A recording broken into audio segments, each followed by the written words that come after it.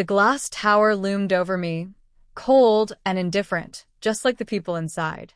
My name is Zoya. To the world, I am just a junior graphic designer sitting in a cramped cubicle on the 4th floor. I spend my days fixing margins and choosing fonts for people who don't even know my last name. They see a girl in a simple cotton shirt. They see a girl who brings them coffee. They don't see the truth. 3 years, that was the deal. I promised my grandfather I would learn the business from the roots, not from the penthouse. Zoya, he told me, the view from the top is beautiful, but the foundation is where the strength lies. So, I became the foundation. I became invisible. I watched the greed. I watched the laziness, and I waited. Speaking of laziness, there he was. Aryan Zaman. My cousin, the prince of the empire. He stood in the elevator today, smelling of expensive cologne and arrogance. He didn't even glance at me, even though I am the one who stayed until 2 a.m. finishing his presentation last night. He thinks the throne is his. He thinks the crown is just a gift, but crowns are heavy, and he has no idea how to carry one. Before we go any further into the night that changed everything, I want to welcome you to Bitter and Sweet. If you love stories about justice and hidden truths, please take a moment to subscribe and join our community. Your support means the world to me. Now, let's go back to the night of the gala. The ballroom was a sea of silk and lies. My dress was simple, black, elegant but unnoticed. I stood near the catering table, watching the board members laugh at jokes that weren't funny. They were all waiting for the announcement. My grandfather had passed away 2 weeks ago, and today his will would be revealed to the public. Aryan was already celebrating. He was acting like the king before the coronation. He walked past me, spilling a drop of champagne on my shoe. He didn't apologize, he just handed me his empty glass. "Make yourself useful, Zoya," he whispered. "Get me another. And try to smile, you look like a funeral." I took the glass, my fingers steady. If only he knew. This was a funeral. It was the funeral of his ego. Mr. Khan entered the room. The air shifted instantly. The murmurs died down, replaced by a heavy, thick silence. My heart began to thud, slow and deliberate. The 3 years of silence were over. The ghost was about to speak. My grandfather's voice was inside that leather folder, and I was the only one ready to hear it. I put the empty glass down on a silver tray. No more errands, no more coffee runs, no more "yes, sir." I adjusted my posture. I breathed in the scent of lilies and expensive perfume, and I prepared myself for the storm. The Zaman group was about to find out that the most dangerous person in the room is the one who has been listening. Mr. Khan cleared his throat. The sound echoed through the speakers. "I have here the final wishes of Mr. Haris Zaman," he began. His voice was like dry parchment, old and firm. I saw Aryan straighten his tie. He was already looking at the front row, probably deciding which furniture to replace in the chairman's office. He didn't realize he was about to lose the floor beneath his feet. Regarding the leadership of Zaman Group, Mr. Khan read, "My successor must be someone who understands that a company is not a bank account. It is a responsibility." Aryan's smirk faltered. "Just for a second." The lawyer continued, "Therefore, I have set a condition. The next chairman must have served 3 full years within the company, starting from the lowest rank and working their way up without using the family name." A murmur broke out in the room, like the sound of a rising tide. Aryan stepped closer to the mic. "That's impossible," he hissed. "I've been a director for 5 years. Mr. Khan didn't even look at him. "A director appointed by birth is not the same as a worker who earns their bread." The lawyer quoted the will. My heart was racing now. The moment was arriving. I could feel the eyes of the staff in the back of the room, the people I had worked with, the people who actually knew me. I started walking slowly through the crowd. People didn't move at first. They didn't know why the design girl was moving toward the stage. But I kept going. Every step felt like a year of silence being broken. I wasn't just walking to a podium. I was walking toward my destiny. The invisibility was fading. The ghost was taking shape, and she was wearing a black dress. I reached the stage. The silence was so heavy, you could hear the hum of the air conditioning. Aryan stared at me, his mouth slightly open. Zoya? What are you doing? Get down, this is for family only. I didn't look at him. I looked at Mr. Khan. I believe you have the records, Richard, I said. My voice was steady. It didn't shake. It carried across the hall like a bell. Indeed, Mr. Khan replied, his voice loud and clear for everyone to hear. For the past 3 years, Zoya Zaman has worked as a junior designer under the alias Zoya Malik. She has logged 4,000 hours of overtime.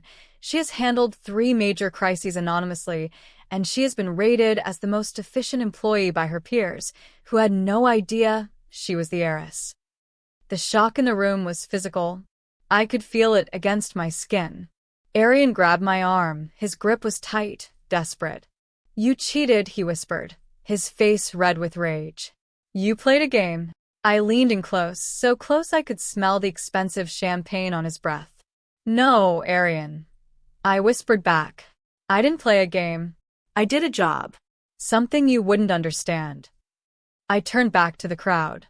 I wasn't the girl who brought coffee anymore. I wasn't the girl who fixed his PowerPoint slides. The will is clear, I told the room. The Zaman Group belongs to the people who build it, not the people who spend it. And as of this moment, as the majority shareholder and the new chairperson, I am making my first executive decision. The room was waiting, holding its breath, as if one wrong move would shatter the glass walls.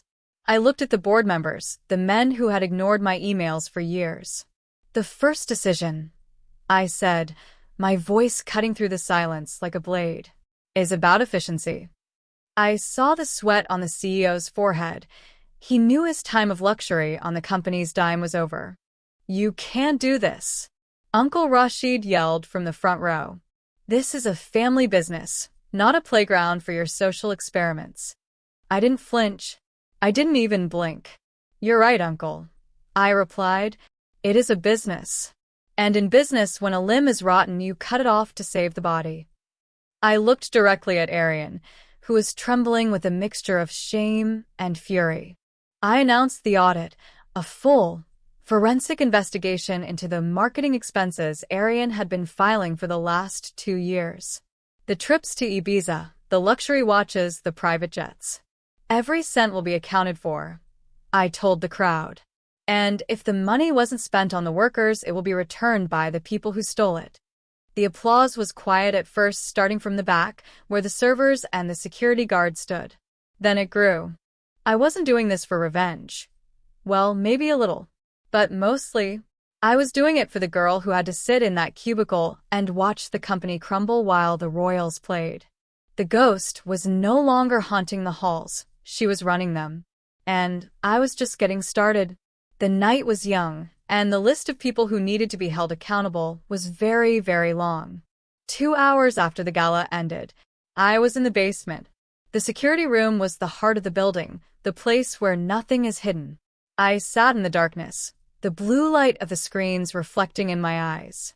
Mr. Khan stood behind me. There is something you need to see, Zoya, he said, his voice heavy with disappointment. He pressed a button, and the screen in the center flickered to life. The date on the footage was from 3 nights ago, the night my grandfather died. I watched as Aryan and his father tried to break into the private safe. They weren't mourning, they were scavenging. They were looking for the very will that had just destroyed them. My heart went cold, like ice forming on a lake. I had hoped, in some small corner of my soul, that they loved him. But they only loved the paper he signed. Did they find anything? I asked, my voice a whisper in the dark room. No, Mr. Khan replied. Your grandfather knew they would come. He moved the documents to my office months ago. I leaned back, the leather of the chair creaking. My own family treated his death like a clearance sale. It was the final confirmation I needed. Any guilt I had felt, any hesitation, it vanished in that moment. Save that footage, I told the security chief. We'll need it for the police, and for the board meeting tomorrow. I stood up, my legs feeling stronger than they ever had. The bitter part of the story was over. Now it was time for the sweet taste of justice. I walked out of the security room, the sound of my heels clicking on the marble floor, echoing like a countdown. They thought I was a ghost now. I was their nightmare. The sun rose over the city, but the air inside the boardroom was freezing. This was the arena. I stood outside the heavy double doors, smoothing my suit jacket. My heart was a steady drum. Thump, thump, thump. I wasn't the girl in the cubicle today.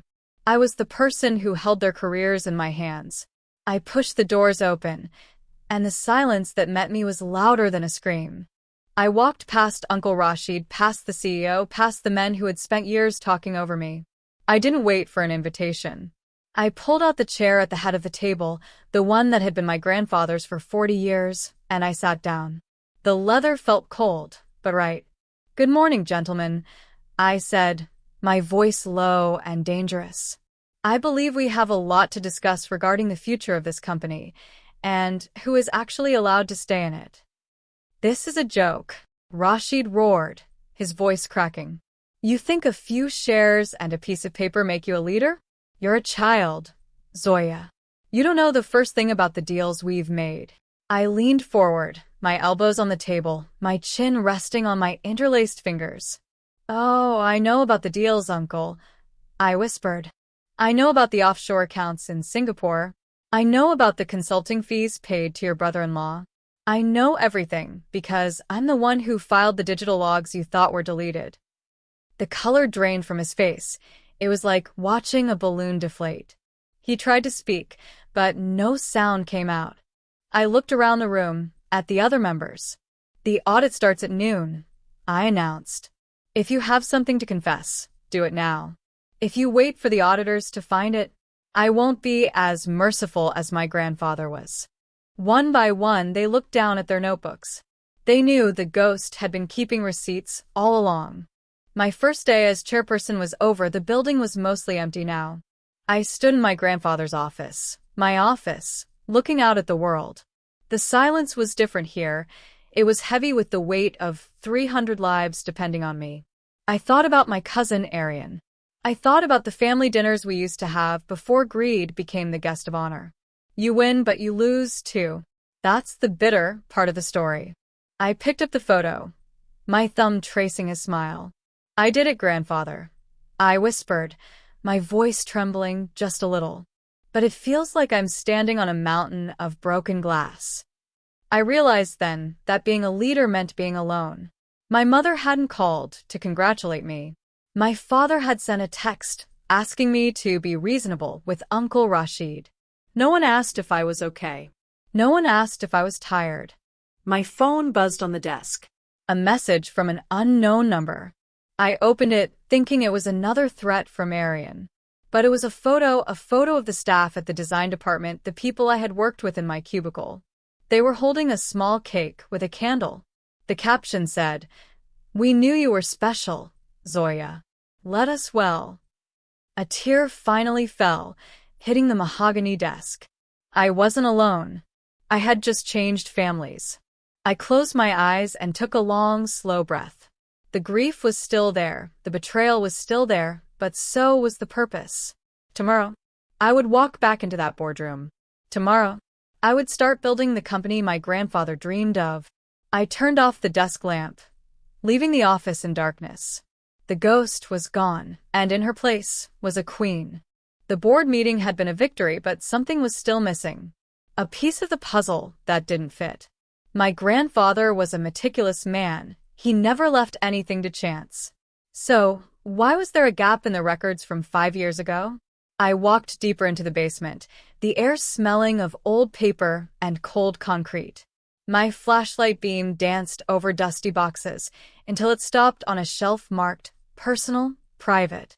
I found the file. It wasn't a business report, it was a medical file. My heart stopped for a beat, then started again, faster. I opened the folder, my hands trembling in the dim light. It was a report on my grandfather's accident from 5 years ago, the one that had left him weak and dependent on his family. I read the words, toxicology, arsenic traces, prolonged exposure. He wasn't just old, he was being poisoned. They didn't just want his money, they wanted him gone. Slowly, cruelly, bit by bit. I remembered Aryan bringing him tea every afternoon. "Special tea for your health, Grandpa," he would say with that fake, golden smile. I felt a wave of nausea hit me. The prince was a murderer, and his father was the architect. This wasn't just a corporate battle anymore, it was a crime scene. I didn't call the police yet. I needed one more thing. I needed the motive in writing. I knew where it would be, in the one place they thought I would never look because they thought I was too simple to understand the back end of the company's servers. I turned around and started running, my footsteps echoing like gunshots through the empty basement. The ghost was done watching, she was hunting now. It took me all night. I didn't sleep. I didn't eat. I lived on coffee and rage. By 4 a.m., I found it. A series of encrypted emails between Uncle Rashid and a pharmacy in Switzerland. They were buying supplements that were actually slow-acting toxins. And there was the payment, $5 million, transferred from the company's emergency fund. They had used my grandfather's own money to kill him. I felt a strange calm wash over me. The kind of calm that comes before a hurricane. I checked my watch. 8 a.m. The final board meeting to ratify my position was in 2 hours.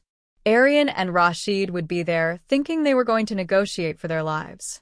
They had no idea that I was about to end them. I stood up, my muscles aching, but my spirit burning. I looked at my reflection. My grandfather always said, "Zoya, you have a soft heart. Don't let the world turn it into stone." "I'm sorry, Gramp," I whispered to the empty room.